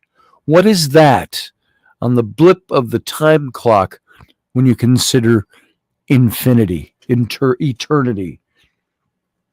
Yet God has left it to the minds of finite people to make a decision of infinite importance without much else other than words written in books 2,000 years ago. There it is, believe by faith or lake of fire. I don't know. So what is free will in light of that? I think Lelania says, as long as at your core you're a good person, that's what matters, not the name of who you pray to. But of course, Christianity teaches it doesn't matter how good we are, because it's not our goodness that wins us eternal life in heaven. It's the grace of God. What's the verse? It says, by grace you are saved through faith, not of yourselves. It's a gift of God, not of the works that you can perform, lest any man can boast in front of God. And as I used to say in ministry, if my living a good life could win me an eternity in heaven, I'm rewarded an eternity in heaven for living a good life, which is a good thing, by the way, living a good life. I'm not degrading that at all. But if I could do that on my own, earn heaven because of my good life, why did Christ have to die on the cross? Why was there an atonement for sin that needed to be a price that needed to be paid? Why did he have to go through that, descend into hell and the resurrection and all of that, which was supposed to be, according to Scripture, a choice he made to pay the price for my sin? Why did he have to do that if all I have to do is live a good life and I can earn the same thing? Makes the act of Christ worthless in that theology. So, but who really judges us, God or ourselves? It depends on what theology you're looking at. Christianity says God. So,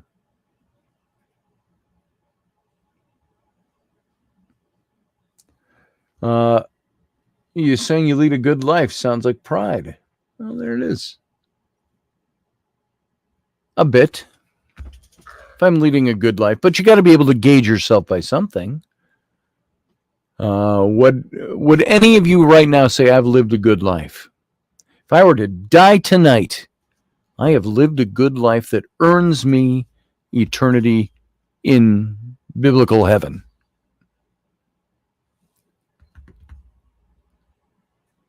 The called and non-called God will be here.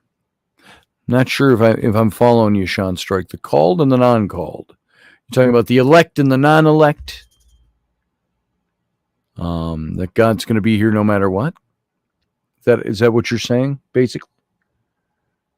So yeah, there's the conundrum that we face with all of this. It's a conundrum if you think beyond a faith story. Uncle Dave says, I believe I've lived a good life, and I don't want to go tonight, but if I were to go tonight, I'm good, and that I've been good with that since I was 10. See? I can pretty much say I think I've lived a good life too, but I think that I've also got my blotches, my bad spots, places I did things I shouldn't have done, etc., etc., etc. Does that make a good life a bad life? I think I've lived a good life. James says your description of the plural and singular references and the comparisons in the Nephilim book I thought is thought-provoking. Well, thanks, James. I think that is you're talking about the definition of the word Elohim, I'm assuming, because that's where the plural and the singular come up. And those are definitions of the word from the Hebrew. Elohim, the name used for God 2,700 plus times in the Old Testament, literally means God of many gods. It's a plurality. The him, I am at the end of the word. Nephilim. Elohim. The him denotes plurality in Hebrew. So the name used for God is God among many gods. Elohim. Many gods. But it's also a singular word, which could mean the God of many powers and majesties. But Elohim, God himself in the Old Testament, uses the word plurally or singularly, depending on the context of the sentence, the antecedents of the word in the sentence, and so on. Sean says, remember that the only God man comes in contact with is his own God, called spirit, soul and mind, or conscience. And these three in one, and these are the three in one. Carl Jung said that, yeah, or a paraphrase of that anyway. And that's it. That's what he believed. That's the only God we come in contact with. Not according to the Bible, though. So who's right? Who's been there and figured it all out? That's the big question. I tend to go along with Carl Jung, but I don't know if I'm good, says Iowa X, but I'll stay alive as long as I can. Don't we all? Even Christians who believe they have a better place to go to want to stay alive. They fight to stay alive. Trinity.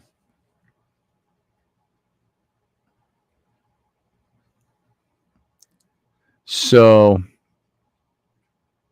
I don't know. The stuff we've talked about before are things we've talked about in this context before. It's the unending question. It's the unanswerable question. We won't know until we're there. That's the problem with it. Bible was written by men, says Lelania. Yeah. According to the Bible, however, and those men who wrote it, it was inspired by God. What's true about that? Is that God's word? When John on the Isle of Patmos writes the book of Revelation, a prophetic book, a Nostradamus type of a book, it says at the end, if anybody adds to the words of this book, so shall all the plagues that he's written be added to him. And whoever takes away from this book, his name will be taken away from the book of life. And we were taught in theology that it meant for all of God's word. Well, I think he's talking about the book of Revelation.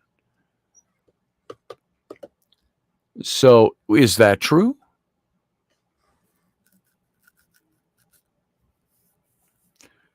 Have we become desensitized to it? Or is it a real thing? I don't know. I don't know for sure.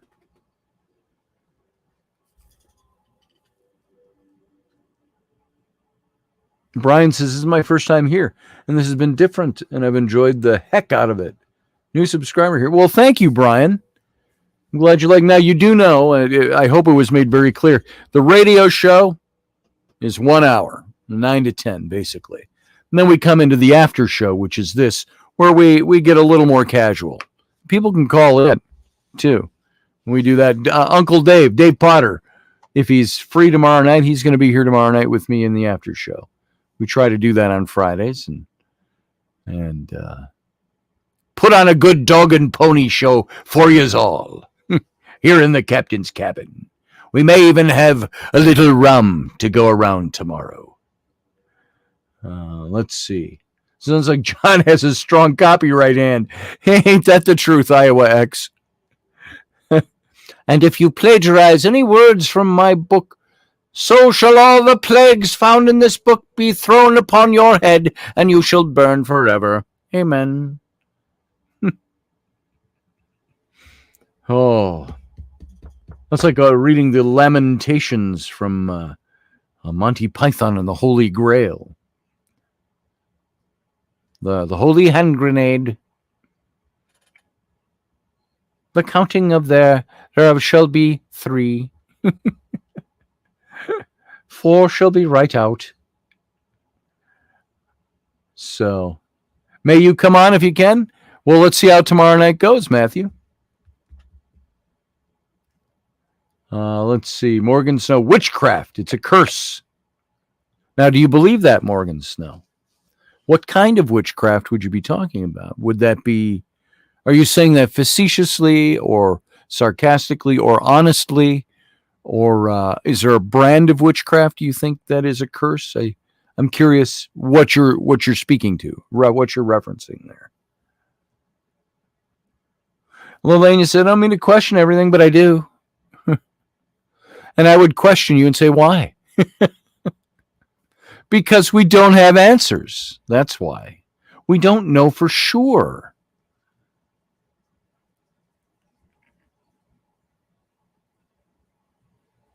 Oh, in Revelation, yeah, witchcraft is a curse. Yes. In Revelation, yeah. And of course, we've talked about it in this show before, where You get, thou shalt not suffer a witch to live. An Old Testament verse, which they used in part at the Salem witch trials. Thou shalt not suffer a witch to live.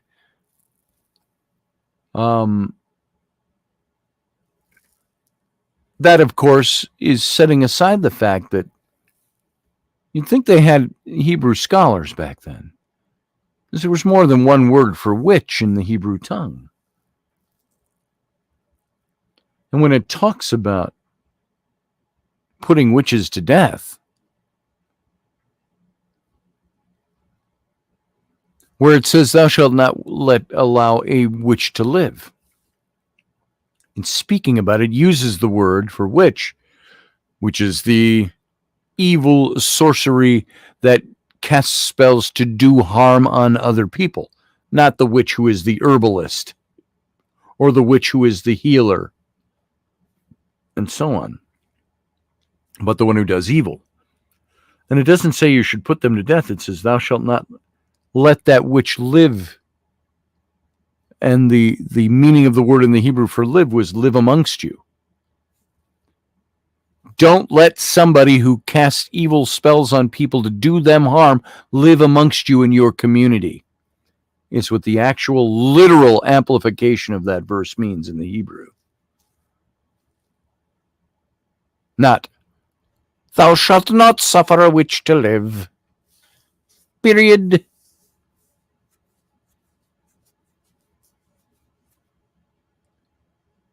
Oh no, it's the Spanish. No one expects the Spanish Inquisition. There it is, Iowa X.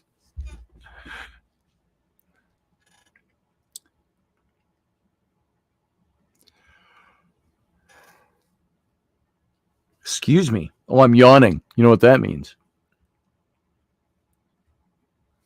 Dave Potter says, which is often why they just lived right outside of town. You'll find the old witch's house past the mile marker, about a mile outside of town. She doesn't come in for much, maybe market days. So, one would argue, why question if you can never suss out the answer? That's an argument. Why question it if you can suss out the answer? I think it's only when the question, the thing that we're questioning, is taught as the absolute. And if the answer isn't findable, does that mean we don't question why the thing shouldn't be questioned in the first place? So there's that. Gets into word salad after a while there. So that's what I would think, Michelle.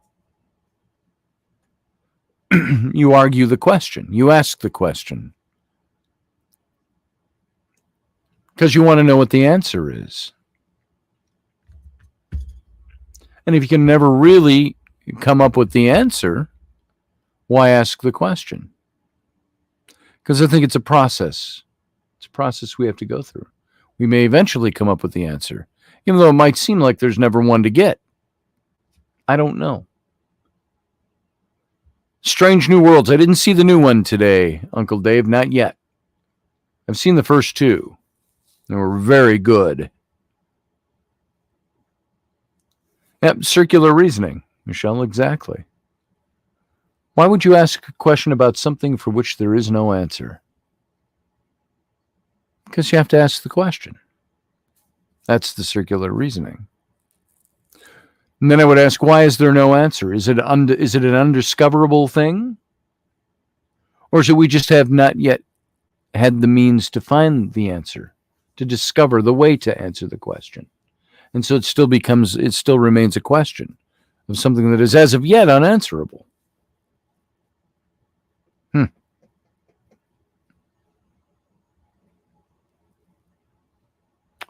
Woodworms on trial for excommunication, says Sean Strike.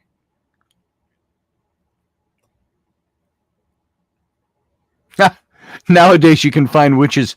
You can spot them in a house with too many wind chimes and a Subaru. Ain't that the truth? How do you find it? How do you know she's a witch? Well, she was driving a Subaru, and she has wind chimes on her front porch. It's important.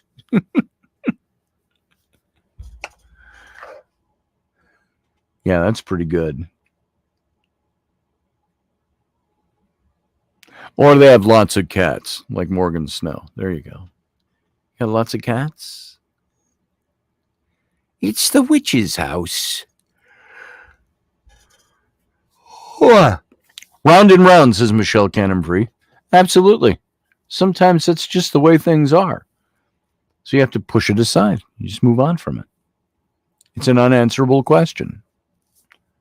That doesn't mean the question disappears philosophically. It means I've chosen not to deal with the unanswerable, the thing I can't answer.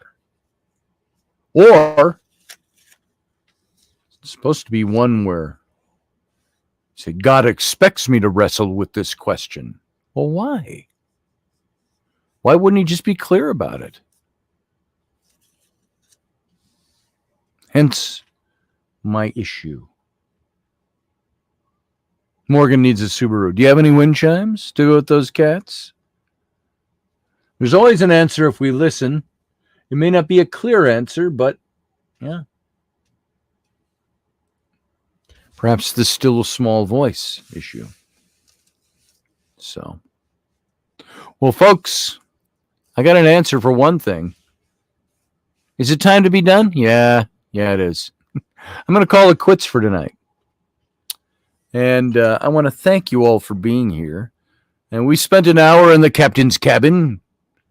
Leave your empty rum glasses on the way out. And, you know, we're going to shoot for tomorrow night, having a good time here tomorrow night. Morgan Snow does say, look at all the religions, etc.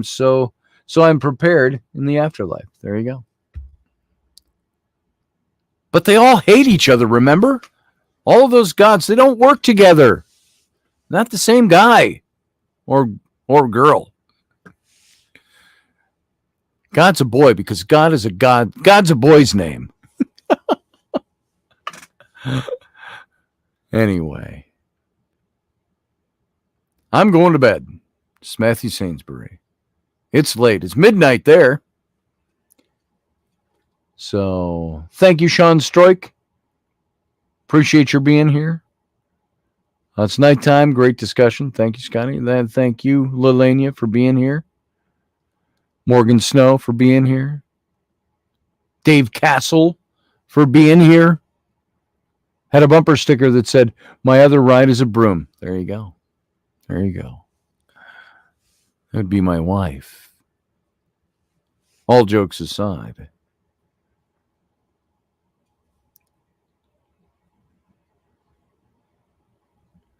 I'm just looking to see if there's anything else. Michelle Cannon-Free, Uncle Dave will be with us tomorrow night, we hope. Iowa X. Everybody else. So I hope I didn't miss anybody tonight. And I want to thank you all for being here. Fun conversation. And that's all we got for tonight. So, having said that, I think it's time for us to get out of here. So, as has become my tradition, we will play the Sunday morning It's Sunday intro for our outro for the Captain's Cabin. One of these days I'll have to make one of my own for this show. For the end of this part of the show anyway. So you know what? Live long and prosper.